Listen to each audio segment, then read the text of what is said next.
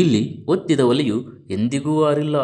ಅಂಬಲಿಯ ಒಡೆಯನೆಂದೇ ಜನಮಾನಸದಲ್ಲಿ ನೆಲೆಯೂರಿದ ಆಧ್ಯಾತ್ಮದ ದಿವ್ಯಜ್ಯೋತಿ. 770 ವರ್ಷಗಳ ಕಾಲ ಜೀವಿಸಿದ್ದ ಶ್ರೀ ಅಡವಿ ಸಿದ್ದೇಶ್ವರರ ಜೀವನ ವೃತ್ತಾಂತವನ್ನು ಒಮ್ಮೆ ಅವಲೋಕಿಸೋಣ ಬನ್ನಿ. ಶ್ರೀ ಅಡವಿ ಸಿದ್ದೇಶ್ವರರ ಚರಿತ್ರೆಯೇ ಒಂದು ರೋಚಕ. ಇವರು ಮೂಲತಃ ಆಂಧ್ರ ಪ್ರದೇಶದವರು. 12ನೇ ಶತಮಾನದಲ್ಲಿ ಕರ್ನಾಟಕದ ಕಲ್ಯಾಣದಲ್ಲಿ ನಡೆಯುತ್ತಿದ್ದ ವಚನ ಹಾಗೂ ಸಾಮಾಜಿಕ ಕ್ರಾಂತಿ ಇವರನ್ನು ಸೂಜಿಗಲ್ಲಿನಂತೆ ಸೆಳೆಯಿತು. ಅನುಭವ ಮಂಟಪದಲ್ಲಿದ್ದ ವಚನಗಾರರಿಗೆ ದಾಸೋಹದ ನಂತರ ವೀಳ್ಯದೆಲೆಯನ್ನು ಕೊಡುವ ವೃತ್ತಿಯನ್ನು ಇವರು ಪ್ರಾರಂಭಿಸಿದರು.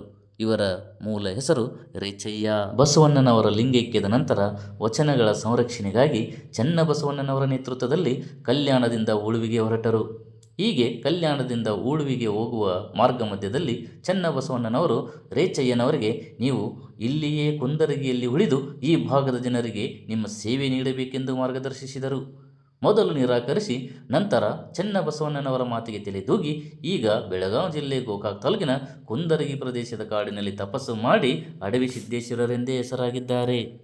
ಶ್ರೀಗಳು ಕುಂದರಗಿಯ ಹುಣಸಿ ಗಿಡದ ಪುಟರೆಯಲ್ಲಿ ಕುಳಿತು ಧ್ಯಾನ ಮಾಡಿದ್ದರು. ಇಂದಿಗೂ ಆ ಹುಣಸಿ ಮರವು ಇಲ್ಲಿ ಕಾಣಿಸುವುದು ಒಂದು ಜೀವಂತ ಸಾಕ್ಷಿಯಾಗಿದೆ. ಶ್ರೀ ಅಡವಿ ಸಿದ್ದೇಶ್ವರರ ದೇಹದ ನೆರಳೇ ಕಾಣುತ್ತಿರಲಿಲ್ಲ ಹಾಗೂ ಇವರು ನಡೆದಾಡಿದ ಹೆಜ್ಜೆ ಗುರುತುಗಳೇ ಮೂಡುತ್ತಿರಲಿಲ್ಲ. ಹಸಿ ಮಣ್ಣಿನಲ್ಲಿ ನಡೆದಾಡಿದರೂ ಹೆಜ್ಜೆ ಗುರುತುಗಳೇ ಮೂಡುತ್ತಿರಲಿಲ್ಲ.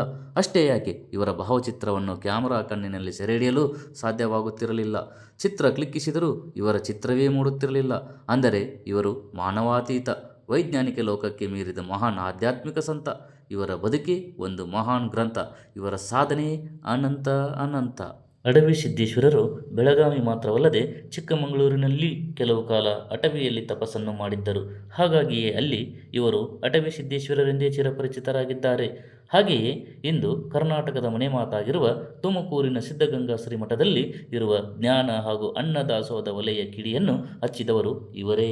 ಕರ್ನಾಟಕದಲ್ಲಿ ಮಠ ಪರಂಪರೆಯ ಹರಿಕಾರರು. ಸುಮಾರು 700ಕ್ಕಿಂತಲೂ ಹೆಚ್ಚು ಮಠಗಳ ರೂವಾರಿಗಳಾಗಿದ್ದಾರೆ.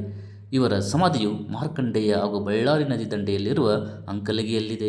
ಇಲ್ಲಿ ನಿತ್ಯ ಸಾವಿರಾರು ಬಡ ವಿದ್ಯಾರ್ಥಿಗಳಿಗೆ ವಿದ್ಯಾದಾನ, ಹಸಿದವರಿಗೆ ಅನ್ನದಾನ, ಸಮಾಜಕ್ಕೆ ಮಾರ್ಗದರ್ಶನ ಹಾಗೂ ದಿವ್ಯ ದರ್ಶನವನ್ನು ನೀಡುತ್ತಾರೆ. ಹಾಗೆಯೇ ಈ ಮಠವು ಗೋಪಾಲನೆ ಹಾಗೂ ನಿರ್ಗತಿಕರಿಗೆ ಪೋಷಣೆ ನೀಡುತ್ತದೆ. ಹೀಗೆ ರೇಚಯ್ಯನವರು ಅಡವಿ ಸಿದ್ದೇಶ್ವರರಾಗಿ ಬೆಳೆದಿದ್ದು ಮಾತ್ರವಲ್ಲದೆ ಭಾರತದ ಸಾಮಾಜಿಕ ಮನ್ವಂತರರು, ಆಧ್ಯಾತ್ಮಿಕ ಪರಂಪರೆಯನ್ನು ಶ್ರೀಮಂತಗೊಳಿಸಿದ ದೇವರಾಗಿದ್ದಾರೆ. ಈ ಮಂಟಪವು ನೋಡಿದರೆ ಕಣ್ಣ ಸಿಗುತ್ತಿರುತ್ತೆ, ಅಷ್ಟು ಮನೋಹರವಾಗಿದೆ. ಇದೇ ಅಡವಿಯಪ್ಪನ ಅಂಕಲಗಿಯ ತಪೋಭೂಮಿಯಲ್ಲಿ ನಾನು ನೆಲೆಸಿದ್ದು ನನ್ನ ಪೂರ್ವಜನ್ಮದ ಪುಣ್ಯ ಆಗಿದೆ. ಓಂ ಶ್ರೀ ಅಡವಿ ಸಿದ್ದೇಶ್ವರಾಯ ನಮಃ.